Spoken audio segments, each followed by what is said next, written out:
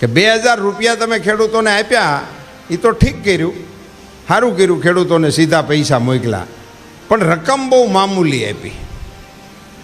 મેં કીધું તમે 60 વર્ષ રાજ કર્યું, હવા રૂપિયો લખાવ્યો નથી. અમે આ લખાવ્યા એટલે હવે તમે એમ કહો છો કે મામૂલી. 6000 રૂપિયા મિત્રો ખેડૂતોને આપવાની વાત કરી હતી. એમાં આપણે એક હર્ડલ્સ મૂક્યું હતું, એક નિયમ મૂક્યો તો 2 હેક્ટરવાળા જે હશે એવા ખેડૂતોને આપણે આપીશું. 2 હેક્ટરથી મોટા હોય એ ખેડૂતો નહીં આપીએ. અમારી પાસે ખૂબ આગેવાનોની રજૂઆતો આવી, સાહેબ 2 ઉપર 2.5 હોય એમાં 2માં શું ફેર હોય, 3 હેક્ટરવાળામાં 2 હેક્ટરવાળામાં શું ફેર હોય.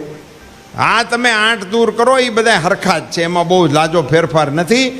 આપણા ચૂંટણી ઢંઢેરામાં નરેન્દ્રભાઈએ વચન આપ્યું કે હવે પછી આપણી સરકાર આવશે તો 2 કિલોમીટર 8 વાળી દૂર કરી દેવું ને 7-12માં હોય એ હંધાઈને દેવું. આંટી કાઢી નાખી. પણ માગણી કોણે કરી? ખેડૂતોએ માગણી કરી, ગામના લોકોએ માગણી કરતા હતા. આપણા ધારાસભ્યો, ગ્રામ્ય વિસ્તાર હારે સંકળાયેલા સંસદ સભ્યો, એ બધા રજૂઆત કરતા હતા. એના આધાર ઉપર આપણે માગણી એમની મંજૂર કરતા હતા. 6000 રૂપિયા આપવાનું નક્કી કર્યું. રાહુલભાઈને આ ખબર પડી કે મોદીજીએ 6000 રૂપિયા ખેડૂતોને આપવાની જાહેરાત કરી. જુવાન માટીને અને તાપ બહુ અકળાઈ ગયો. મોદી 6000 રૂપિયા, આપણે 72000 આપશું. આંસકો મારી ગયો આદમી. પણ આ કોને આપવાના છે, કેવી રીતે આપવાના છે? મોદીજીએ 6000 આપવાનું કીધું છે, એની સામે સ્પષ્ટ વિગતો મૂકી છે કે 7-12માં નામ હશે, નાનો ખેડૂત હશે કે મોટો ખેડૂત હશે, ખેડૂતને આપશું, એને આપવાની વાત કરી છે. એટલે તમારી પાસે 7-12માં તમારું નામ હોય અને તમને પૈસા ન મળે તો તમે ફરિયાદ કરી શકો કે અમે જાહેરાત તમે કરી હતી પણ અમને નથી મળ્યા પૈસા. એને અધિકાર મળે. કોને આપવાના છે નક્કી છે. આણે 72000 આપવાની જાહેરાત કરી, પણ કોને? તો એવું રામબા રાગે ગાયું કે ગરીબ માં ગરીબ. આવી કોઈ શાણી છે આપણી પાસે? ગરીબમાં ગરીબ ગોતવાની. અને એનોય વાંધો નહીં કે એમ હા પાડી દી, દેશની જનતા માની પણ લે એક ઘડી પર માટે કે ભાઈ ગરીબમાં ગરીબ. પણ એમાંય ગરીબમાં ગરીબ હંધાઈને નથી દેવાના. એમાં ગરીબમાં ગરીબ હોય એમાંથી 20% તારવવાના. હવે એ કેવી રીતે તારવવા? એ કેટલું અઘરું કામ. કોને આપવા? મારે એમ કે આ BPL વાળાને આપશું. ત્યાં પછી કોકે કીધું ભાઈ BPL વાળાનું જ રહેવા જ દીજો, કે નામ BPLમાં હોય ને ટ્રેક્ટર લઈને હામો મળે છે કે. એ તમારી બધી વાત ત્યાં પહોંચી જ ગઈ છે. કોણ જાણે કોણ મોદીજીને આ બધું કી આવે છે. એટલે એવી રીતે તમે કોને આપવાના છો એવું કાંઈ નહીં મિત્રો. પણ પછી એક વખત ગુજરાત કોંગ્રેસના એક નેતા આ વાત સમજાવતા હતા ટીવી ઉપર કે આ કેવી રીતે આપશે. કહેતા હતા કે અમારા નેતાનું આયોજન પરફેક્ટ છે, એમાં કોઈ ભૂલચૂક ના હોય.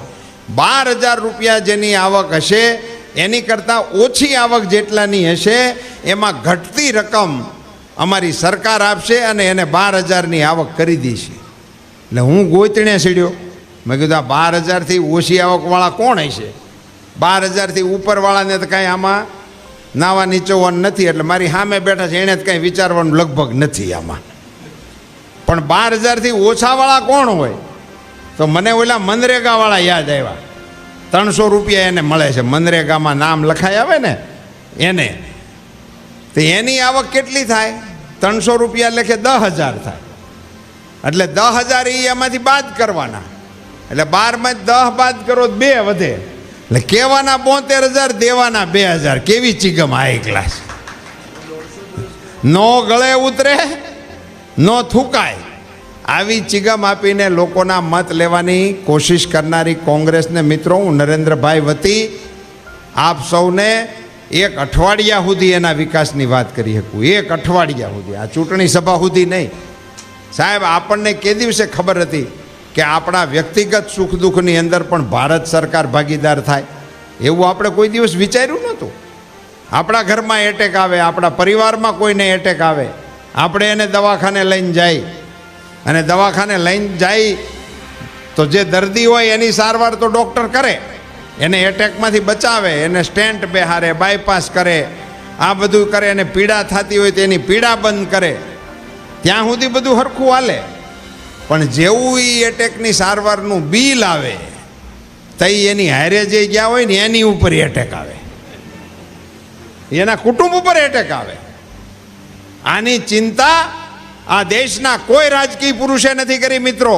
નરેન્દ્રભાઈ આપણા મુખ્યમંત્રી હતા તે દિવસે એણે આપણી આ ગરીબોની ચિંતા અહીંયા કરી હતી ને અહીંયા મા અમૃતમ કાર્ડ ને મા વાત્સલ્ય કાર્ડ ને લાખ 2 લાખ રૂપિયા ગરીબોને સારવારમાં મળે એની વ્યવસ્થા કરી હતી. આપણા માટે દવાખાને લઈ જવા માટે 108ની વ્યવસ્થા મુખ્યમંત્રી હતા ત્યારે કરી હતી. આ 108 પૈસાવાળા હાટું નહોતી. કોંગ્રેસ જે એક ધારી કીધા રાખે છે ને કે આ મોદી પૈસાવાળાનું બધું કામ કરે છે, આ 108 પૈસાવાળા હાટું હતી. પૈસાવાળાઓને તો ઘરની ગાડીઓ હતી અને એ તો અહીંયા નહીં અમેરિકા જઈને હમા થઈ આવતા હતા. આપણે રોડને કાંઠે પીડ્યા હોય, કોઈ ટોલું ટક્કર મારીને વી ગયું હોય તો આપણને કોઈ દવાખાને નોટ લઈ જતું. હું તો એવા ટોળામાં ઊભો રહેલો છું, સેલ્ફ ડ્રાઇવિંગ કરીને સભાઓ કરી છે મેં. આપણે રોડમાં ટોળું થયું હોય ત્યાં ઊભા રહી અને આપણે પૂછી ગયેલા શું થયું છે તો કે હજી હલે છે.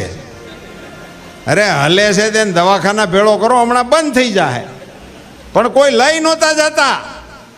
અને લઈ એટલા માટે નહોતા જતા મિત્રો, આમાં વડીલો હશે એને જ ખબર હશે. જો તમે એને અજાણ્યા એને દવાખાને લઈને જાઓ ને તો પોલીસ તમને પૂછે તું હું ત્યાં કરતો હતો. આ સત્ય ઘટના કહું છું સાહેબ. હું રમણભાઈ એક વખત એક એક્સિડન્ટ બુલેટનું મારા પાદરમાં થયું હતું અને અંડરવેટ અને લેંઘો પહેરીને હું સવારમાં જાતો હતો લોટો લઈને અને રોડ ઉપર આ ભટકાઈને પીડ્યો. તો એને ટેમ્પાવાળાએ ગામનાએ કીધું એટલે ઊભો તો રહ્યો, પણ ટેમ્પાવાળો કે હું આને લઈ ન જાઉં, પછી ત્યાં પોલીસ અમને હેરાન કરે. એટલે ગામવાળાએ મને કીધું ભાઈ તું આની ભેગો જાને તો આને લઈ તો જાય. ઓલા એવું મને ઓળખતો હતો એટલે કે તમે આવો એટલે લઈ જાઓ. તો હું બેસી ગયો. હવે હું અંડરવેટ પહેરીને ત્યાં ગયો. હવે ત્યાં તો કોઈ મને ઓળખે નહીં. અંડરવેટમાં માથું ઓળ્યા વગરનો, મોઢું ધોયા વગરનો, ને આમે કાંઈ હું જોવામાં તો કાંઈ એટલો બધો આકર્ષક લાગુ એવો છું નહીં હિતુની જેમ. મારે તો આ જ લોચો થાય, નામ મારું રૂપાલા ને આવે હિતુ જેવા મારા ભાગમાં, એટલે ગોટો બહુ થાય મારો. તે હું ત્યાં ગયો તે એમને દાખલ કર્યો ને બધી વિધિ કરી. તે પોલીસવાળાએ મારું નામ ચડાવી દીધું.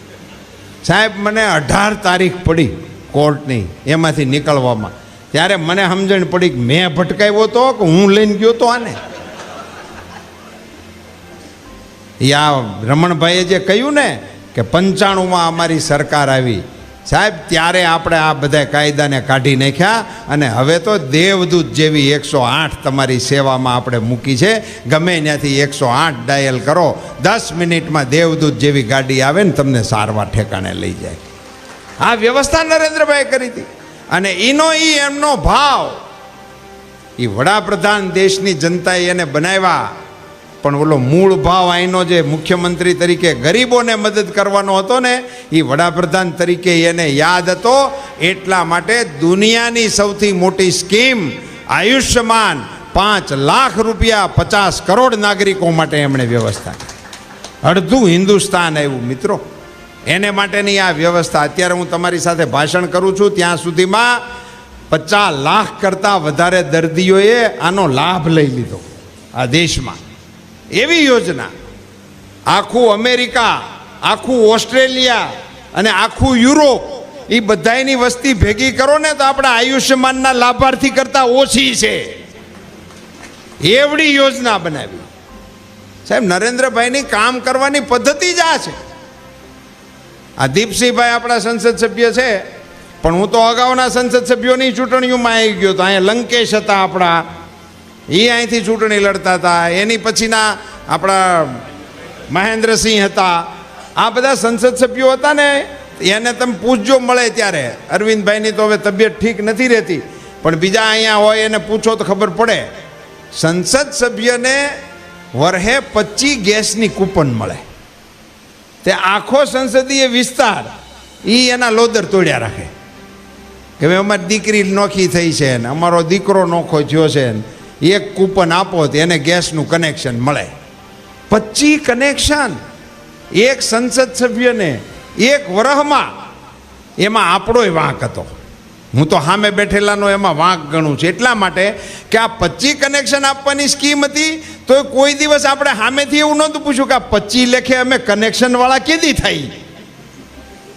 આપણું આવું બધું બહુ આલ્યું. કોંગ્રેસે કોણ જાણે કેમ પહેલેથી જ આપણને એ રવાડે ચડાવી દીધા છે કે આપણે માગવું જ નહીં કાંઈ, અટકળે આવે તો આપણા ભાઈ. 25 કનેક્શનની ગાડી જે હાલતી હતી, નરેન્દ્ર મોદી વડાપ્રધાન બન્યા, પણ એક ગરીબ માતાનું સંતાન, એક ગામડાના જીવનને અનુભવેલો માણસ દેશનો વડાપ્રધાન થાય તો એને યાદ આવે કે અમારી ગામડાની બહેનો માતાઓ એ ફૂંકણી લઈને, એ ભેજવાળું સોમાહું હોય તે ટીંટિયા પલ્લેલા હોય, અડાયા પલ્લેલા હોય, ધુમાડો થતો હોય, બહાર ઓલો ગરદણી બેઠો બેઠો તડાકા મારતો હોય, સાને કેમ મોડું થાય છે પણ ત્યાં સૂલો હળગતો નથી, એ કોઈ પૂછો છો? એ ફૂંક મારી મારીને જે માવું શા કરતી હતી, એ મોદીને યાદ હતું 5 કરોડ કનેક્શન આપવા માટેનો નિર્ણય કર્યો. ક્યાં 25 અને ક્યાં 5 કરોડ.